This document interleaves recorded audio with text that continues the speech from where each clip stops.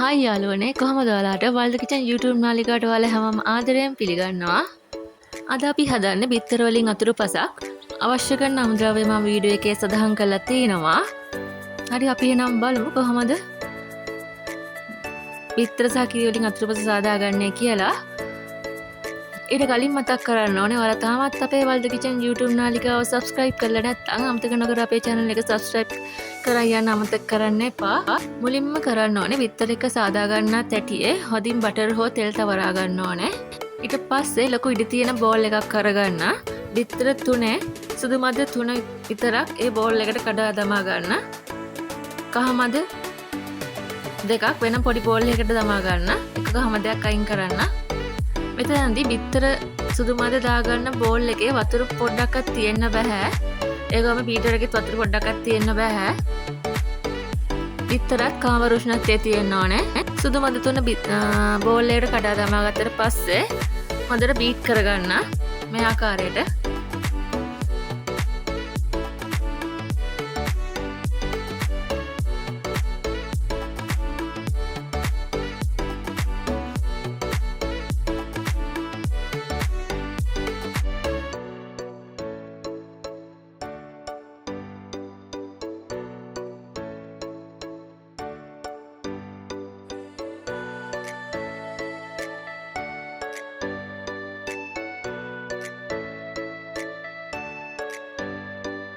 බිත්තර සුදු මද තුන හොඳින් බීට් කරගත්තාම මේ ආකාරයට තියෙනවනේ බීටරේ ඉස්සුවාම.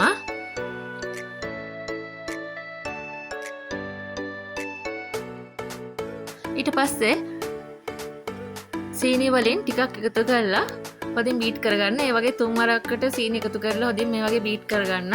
සීනි කැට තියෙන්න බෑ. සීනි කැට දිය වෙනකන් හොඳින් බීට් කරගන්න ඕනේ.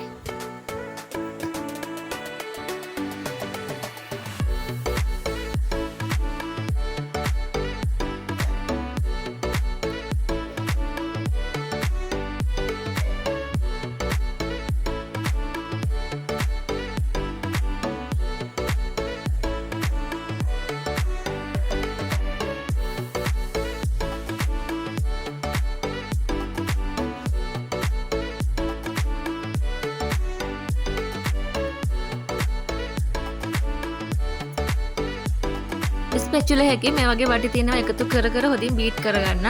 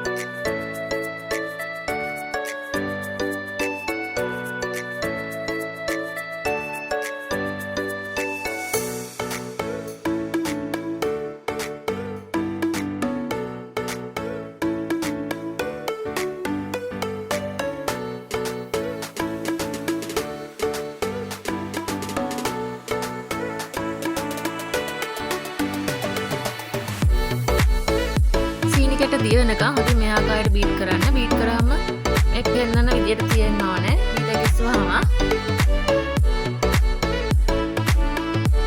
ඊට පස්සේ බිත්තර මිශ්‍රණය තෙල් හෝ බටර් ගාගත් හැටියට මේ ආකාරයට දමා ගන්න.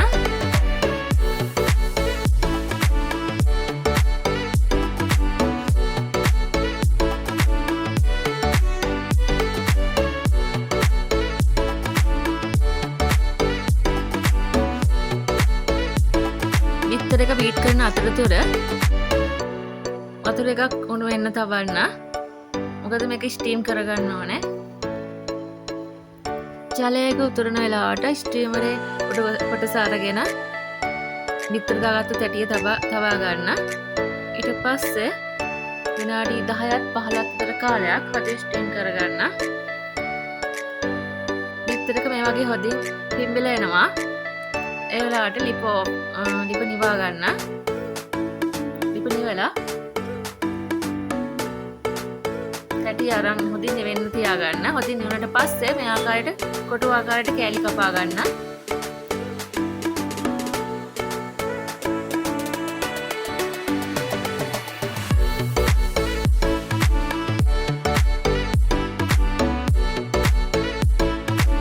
කොම් පිටි තේ හැන්දි කාලා පොඩි බෝල් එකකට දාලා ඒකට කිරි වලින් මේ සැන්දි දෙකක් දාලා හොදින් දිය ගහලා කිරි එකට දාගන්න. මම ලීටර් 500ක් අරන් තියනවා fresh milk. ඒකට දාලා හොදිය කරගන්න. ඒ වගේම පිටර කහමද දෙකක් දාලා හොදින් ගෑනප් එකෙන් ගසා ගන්න.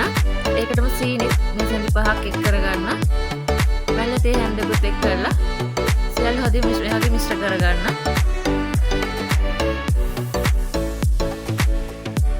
සියල්ල දමා හොදින් මිශ්‍ර කර ලිප උඩ තබා ගන්න. ඊට පස්සේ ලිප ඔන් කරලා ලිපේ ගින්දර සාමාන්‍ය ප්‍රමාණය තබා ගන්න. ලිපේ තබාගත් වෙලාවේ ඉඳන් දිගටම හැඳි ගන්න අමතක කරන්න එපා.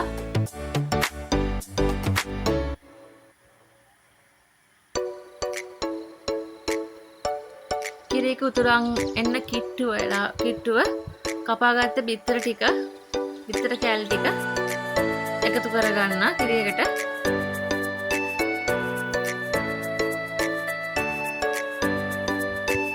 කිරියක හොදින් උතුරනකොට ලිප නිවා ගන්න.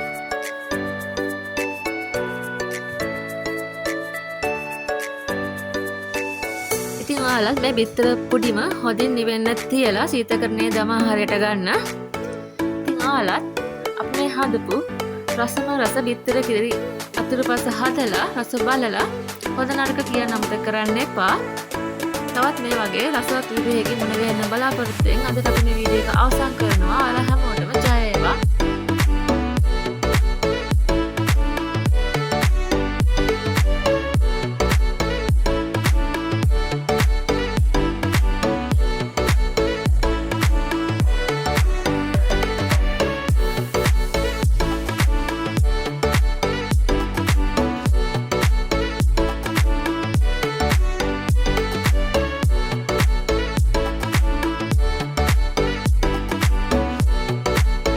වගේ රසවත් වීඩියෝ එකකින් මුණ ගැහෙන්න බලාපොරොත්තු වෙන අදට මේ වීඩියෝ එක අවසන් කරනවා. ඔයාලා හැමෝටම ජය වේවා.